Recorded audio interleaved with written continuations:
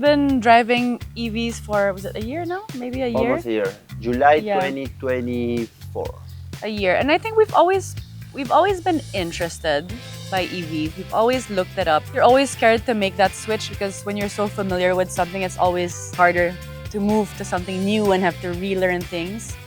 But when we did it, it's literally like not even in a day. Your life changes automatically. Your bills changes automatically because we use the cars a lot back and forth and we're always in traffic. So we've saved up so much. And again, you just enjoy being in the car more. And as a guy, before trying BYD, you feel that it's not fun to drive an EV. You think it's gonna be slow or like I don't know, just not manly enough, put it in a way. It's completely the opposite. It's like it's way more fun to drive. It's faster. It's more reactive. Now, if you wanted to go to Baguio, it's kind of like, oh, should I go? Can the car make it? Back and forth. First, our BYD, the one that we drive, is the one that I drive. The tank can make it back and forth. No need to charge. But if not, there is a way of charging now in Baguio, for example. So it's like, it was the infra question mark that we had before that is being answered deeply by AC Mobility. Even here in Alabang, besides our home charger, if you go to... You have in the malls, the clubs that have it. There. And then now, with the power on wheels, you can literally call them and then they come to you and they charge 45 minutes. Charge in 45 minutes, you have up to 80%. Yeah, so I feel now that people who live in condo that will have that question that, well, if I buy an EV, where do I charge it? That question is being answered already. And I feel, again, thanks to this partnership with AC Mobility that is actually behind BYD, even when you live in a condo, you don't have to worry. So because there's a lot of options to charge it today. Okay, so when we compare our electrical bill, since we are driving EVs versus how much we used to consume in gas, is massive savings. It's actually budgeting wise, we like to budget a lot in the family. The impact was very big. Another thing is not to have to think to go to the gas station. That's another thing. Solenn loves to drive cars and leave it empty tank. So that was one of my main challenges. I never know what gas to put in the car. If you think, is it unleaded, diesel? Like what's this car again? That's how I was before. So that doesn't happen anymore. I think another huge impact for our day-to-day was the number coding.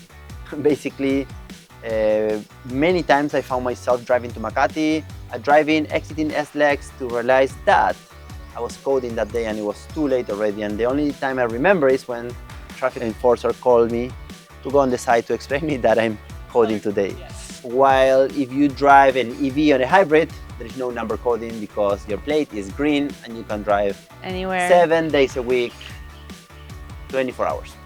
We would just get headache also with the bills when there'd always be like, okay, change battery, or the battery would break down in the middle of I don't know where, and then change oil, and then all the checkups you need to do with regular cars. With our EVs, it's literally once a year checkup. You just have to mark it in your calendar once a year and you're good. Yeah, there is way less braking parts, so there is way less expenditures on that aspect. But I think the oil change is a huge one. Maintenance part is way simpler and way cheaper. I personally sold 6 BYDs myself to friends. The process goes like that. You drive an EV, you drive a BYD, and it's like, are you driving an EV? How is that? I will never get into EV. Okay, come try it. The moment they try it, they say, okay, this is not what I was expecting. And that's when you have like how much more fun is to drive it. And that's not seeing the long-term benefits of savings and all that. It's just driving it and see the technology. So when you have one EV, it's really economies of scale. Having the second one, you already, all the benefits from having the first one, it simplifies your life. So that will happen. So people that saw us driving an EV, and especially our friends, I make them drive testing, and I convert 6 people, literally 6 people. And also price-wise, I think when you say EV, people are right away, they're like, oh my gosh, like, isn't that so expensive? They're like always talking about the price. And then, I mean, there's so many different models that you can choose from. But for example, the Seagull is one that is really, really affordable. And I have two friends actually that entered because I showed them. It's given to me as a Christmas gift by Nico as my personal car. And when you see it, it's like, it looks like a little race car and everything. But the moment you enter also, everyone is always so shocked at the interiors. And the They're like, space. this is beautiful. And the space, because someone like Nico can fit in it or even in the back. So I think people have the wrong perception of EVs, or maybe we're just like old school, and EVs back in the days were probably, yes, way pricier, but now it's like with value for money and quality and everything is really, it will fit anyone from someone that's starting their first job to a family. You have that full range. I think the range of product is there is one BYD for every need, right? So so the Seagull if you're starting, the Tang if you want to go more luxury, the E-Max 7 if you're a growing family, the Shark. I think that one is my favorite, and the pickup. I tested and I'm going for it very soon. It's way more than a pickup. It's probably the best pickup I ever tried in my life, and I'm a pickup guy. I try a lot of pickups. He's a pickup guy, but he's never used the back. I always use it for my plants. Yeah, but when I go to buy plants, when I go do my sports and all that, like you're driving a pickup, it's really a guy. And I'm also a farmer, so I drive pickups back and home. So testing the Shark for me, it's by far the best pickup I ever tried in my life, and we tested it all the ways, not only with acceleration, but underwater, going up, going down, the technology inside, suspension, range, absolutely everything.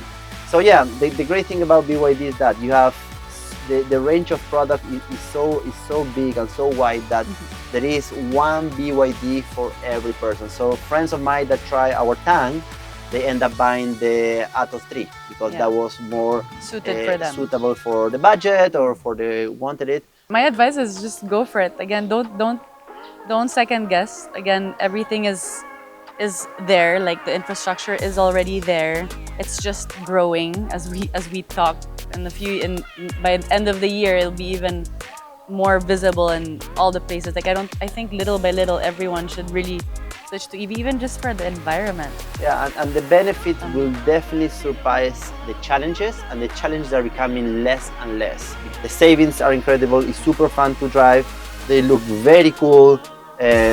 Technology, the kids love it too. The kids love it. Technology, I think, is incomparable. Today I haven't seen a car with that much technology, but it's also technology that you use.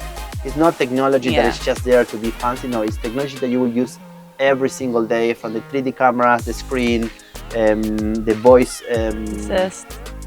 assist, and the regenerative brakes. How do you say? Regenerative brakes. Regenerative brakes. I think that's also very important. And if you're gonna go with an EV, and if you have the opportunity, go solar. So then you close the circle of being 360 sustainable. I don't know if you call it like that, but I think like that's the way the future should go, right? You get an EV, but you also get solar panels to make sure that you actually have clean energy charging your car.